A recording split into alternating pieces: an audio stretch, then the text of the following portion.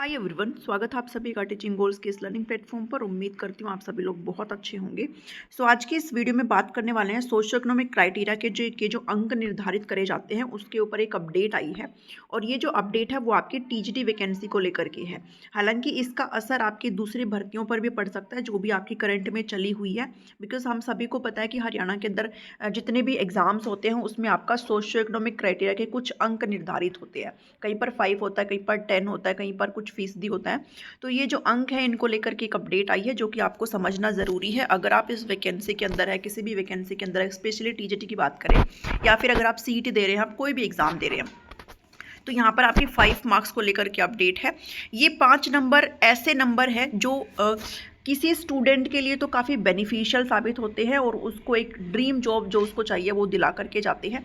लेकिन वहीं मैंने बहुत से कैंडिडेट को ये भी सुना है कि ये जो 5 नंबर है वो उनके गले की फांस बन जाता है और हर बार उनका नंबर जो है वो, उनका नाम जो है वो लिस्ट में नहीं आता, क्योंकि इन 5 अंकों का बेनिफिट उनको नहीं मिल पाता।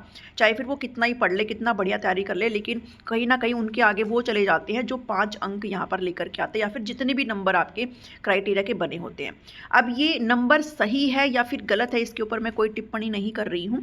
हालांकि अगर आपका कोई राय है इन मार्क्स के ऊपर कि ये रहने चाहिए कि नहीं रहने चाहिए तो आप मुझे कमेंट करके बता सकते हो।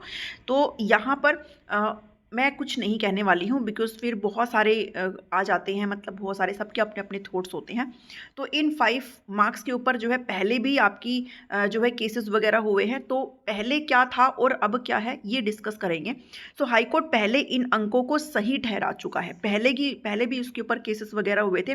तो उस टाइम कोर्ट ने पाया था कि जितने भी, मतलब ये सभी जो प्रावधान है वो भारत के संविधान के अनुच्छेद 14 और 16 का उल्लंघन नहीं करते हैं। और जितने भी लोग यहाँ पर ये कह रहे थे कि भाई ये हटने चाहिए, मार्क्स नहीं मिलने चाहिए, उस सभी का खंडन करते हुए कोर्ट ने कहा था कि सरकार ये बिल्कुल सही कर रही है। कम से कम उन परिवारों के लिए उन परिवारों की दुर्दशा को समझा जिन्होंने कभी कोई सरकारी रोजगार नहीं देखा है। विमुक्त जनजाति, जैसे आपकी विमुक्त जाति और टप्परीवास जाति या फिर खानाबदोश जनजाति से संबंधित जो सदस्य, उनको यहाँ पर बेनिफिट मिलता है। बट कई बारी, अब हम सबको पता है भाई कितना हम लोग मतलब सभी लोगों को पता है ये भ्रष्टाचार कितना फैला हुआ है। हम कैसे न कैसे करके कोई ना कोई सर्टिफिकेट बनवा ही लेते हैं और अभी भी बन रहे होंगे बहुत सारे कैंडिडेट के जो इस कैटेगरी में नहीं आते हैं। 5 मार्क्स उनको नहीं मिलने चाहिए लेकिन फिर भी उन्होंने ले दे के जो है अपने सर्टिफिकेट्स वगैरह बनवाए हुए होंगे। अभी भी बहुत सारे मिल जाएंगे। तो इनका फ़ायदा जिनको मिलना चाहिए वो तो, उनको तो नहीं मिल पाता, लेकिन जिनको नहीं मिलना चाहिए वो यहाँ पर कर लेते हैं चीज़ें। ये चलती हैं, अब कोई माने ना माने लेकिन ये चीज़ें चलती हैं।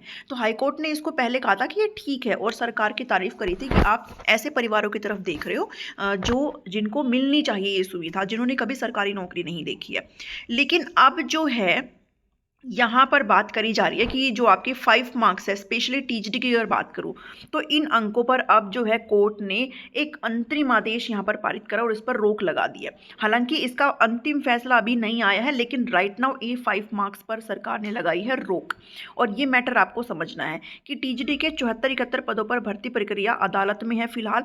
और यहाँ पर जो केस हुआ है वो है अरुण कुमारी एवं अन्य ने केस दायर कर कहा है कि हरियाणा कर्मचारी चयन आयोग की विज्ञापन संख्या इतना में टीजीटी नियुक्ति के लिए आवेदन मांगे थे और इस विज्ञापन के क्लोज 12 के मुताबिक 5% अंक सामाजिक आर्थिक मानदंड के दिए जाएंगे।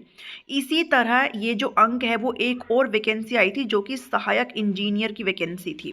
ठीक है, अगर आप यहाँ पर नीचे देख पा रहे तो सहायक इंजीनियर की वैकेंसी थी जहाँ पर ये आई थी। तो इन सभी का मतलब इकट्ठी चीज़ें चली हुई है। और ये जो सहायक इंजीनियर वाली वैकेंसी है इसमें भी 20% जो अंक है वो सोशियो इकोनॉमिक क्राइटेरिया मार्क्स के यहाँ पर एक तरीके से डिसाइड करे गए थे। तो इसी याचिका पर इसी अदालत ने 19/1/2023 को यहाँ पर अंतरिम आदेश पारित कर सामाजिक आर्थिक मानदंड के अंकों पर रोक लगा दी थी। रोक का यह अंतरिम आदेश अभी तक जारी है और अब अरुण कुमारी एवं अन्य मामले में जस्टिस दीपक सिब्बल, जस्टिस सुखविंद्र कौर की खंडपीठ ने 15 दिसंबर 2023 को प्रतिवादीगण को नोटिस ऑफ मोशन जारी करते हुए जवाब मांगा है उनसे। ठीक है, और सुनवाई जो तय करी गई है वो 31/1/2024 करी गई है, यानी कि 31 जनवरी 2024 को। और इस याचिका को, मतलब इन दोनों को अब इकट्ठा सुना जाएगा, टीजीटी वाली को भी और ये वाली को भी। दोनों का सेम जो है टाइम आपका सेम रहने वाला है। साथ में जो आपकी अभी करंट में क्या चीज़ चल रही है, जो आपका 19/1 को पारित हुआ था ना सारी चीज़ें, वही अभी लगी रहेगी। अंतरिम तौर पर आपकी फाइनल डिसीजन अभी नहीं आया है। फाइनल में भी आपका 31 जनवरी 2024 को देखने को मिल जाए। लेकिन राइट नाउ आपके इन 5 मार्क्स पर सरकार नहीं, कोर्ट ने क्या लगा दी है, रोक लगा दी है। तो ये अपडेट थी आपके लिए। उम्मीद करती हूँ कि आप लोग समझे होंगे मैं क्या कहने की कोशिश कर रही हूँ कि फिलहाल आपके जो सोशल इकोनॉमिक क्राइटेरिया के 5 मार्क्स है उसके लिए यहाँ पर रोक लग गई है। बाकी आगे क्या होगा वो जो भी अपडेट आएगी मैं आप तक ज़रूर शेयर करूँगी। आप सभी का क्या कहना है इन 5 मार्क्स के बारे में? सबके अपने अपने राय होते हैं, होने चाहिए कि नहीं होने चाहिए, तो आप ज़रूर कमेंट करके बताएं। वीडियो को शेयर करें, लाइक करें और सब्सक्राइब कर लीजिए टीचिंग गोल्स को अगर नहीं किया है तो। मिलती हूँ नेक्स्ट वीडियो में। Thank you, thanks for watching me.